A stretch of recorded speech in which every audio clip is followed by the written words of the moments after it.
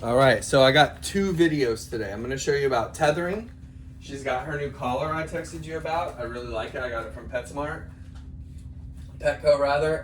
It's a little big, but I think she's going to put on weight and grow into it. So we're going to talk about crating and tethering today. Okay, the leash is in here.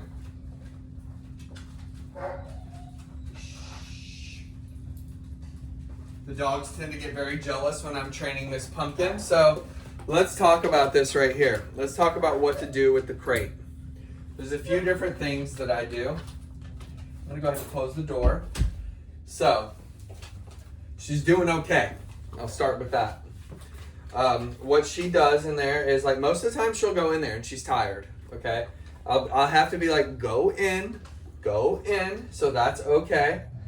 But there's a little bit of barking. I do tell her to be quiet, which is not always the best advice, but tends to work with her. She doesn't cry extensively in the crate. It's been about a 2 out of 10, which isn't bad for an intense dog like her, a dog that likes to chew up other dog beds. She loves her dog bed. I've seen dogs like suck in these blankets, pull them through, and destroy them. Okay. So, doing really well. Those sneezes right there, always tell her good girl. That's a way to decompress and de-stress. So, there are gonna be times, and we're gonna talk about this during tethering, when you're gonna have to get her by the leash and be like, all right, that's enough. Time to go take a break.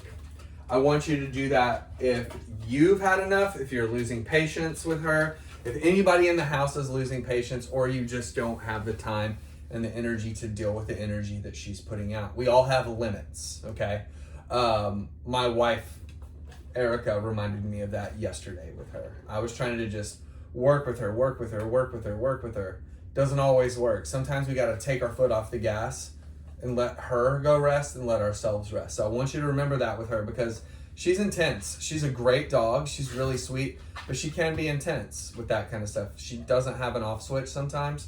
So that's where this comes into play. The 2 things that we're talking about today is forcing her to give her that off switch, okay? Get her into the routine. So I feed her in her crate. I want you to do that. And I don't keep a collar on her in her crate for safety. Come on. So what you can do is you can toss treats in there. You can show her. So see, she put the brakes on. Go in. Let her go in. Walk out. Free and willingly. Don't only put her in there, too, when you have to go to work, when you have to go to a family event, or when you guys are leaving the house to run errands. I don't want you to do that. So watch, I'm going to step away. I bet she goes in willingly.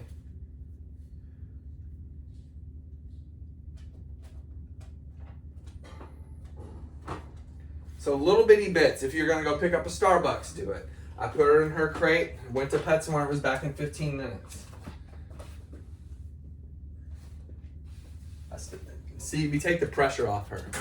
And I gotta remember that. I'm a very type A person, Irfan. I'm very much like, I know perfection isn't always, is never really the goal, but it can be, I get caught up in that. And so, this is pretty good. My wife reminded me of how good she was doing. Yesterday, as you saw in our training video, it was a tough day. That happens. So now I let her out. And I sit, okay? Every dog is different, and you can go back and watch other crate training videos. I'll do this kind of stuff, but she's different. So I always try to give her some love before she goes in there, give her some attention. So if she drops her body down and she's like, no, which she will do, or if I'm like, get in there, stop, I make sure to drop down right here and give her a little bit of love. So she's going back in there. That's a great sign. And honestly, man, I'm shocked by how good she likes the crate. Oh, she didn't see me. Throw it in there. I'm shocked by how much she's doing well. So that works there. Doing that. She's going to go in again. Oh, maybe she didn't see it. So we love a gotcha, remember? And a good solid go in there. Good. So what do we do when she's across the house and she's being a little bonkers? Let's say she's not wearing her leash and I'm like, okay, I've had enough.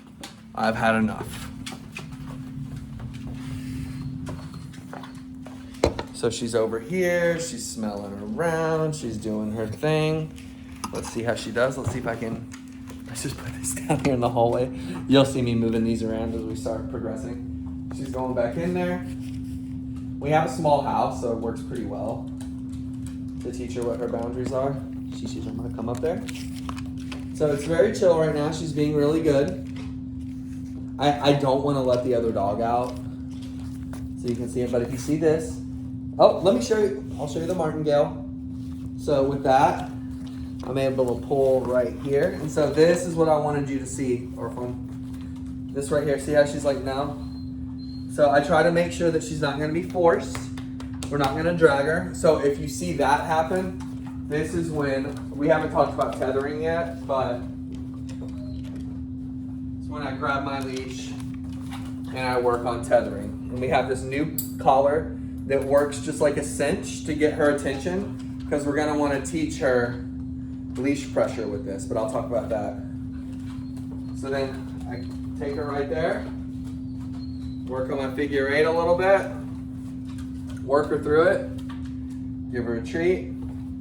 She's a little more willing. Ask her to go in, close the door, and if I'm leaving, I take the collar off. I'm gonna come back, take you back to where we were before. You don't really want to see my slide, my shoes. Let's go back in here. And now she's back in here. And then when she gets out of the crate, it's no big deal. It's no big deal. Ask her to sit, come in for some love.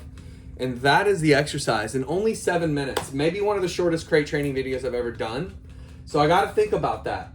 When she's acting bananas and like just with another dog, which isn't going to be a huge problem at your house, but that sort of energy that she has with dogs, play, that's what's the reactivity is stemming from, okay? That's where the reactivity is stemming from.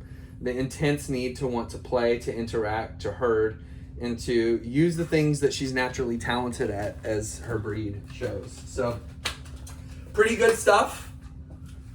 Follow this. Take breaks in the house with her throughout your day. Give yourself a break, let her have a break. When we put her up last night, I mean, she was out by 9, done. I mean, she had not stopped all day yesterday. So good stuff from her. I think you'd be proud of Miss Pumpkin. I'm gonna let you go. Talk to you soon.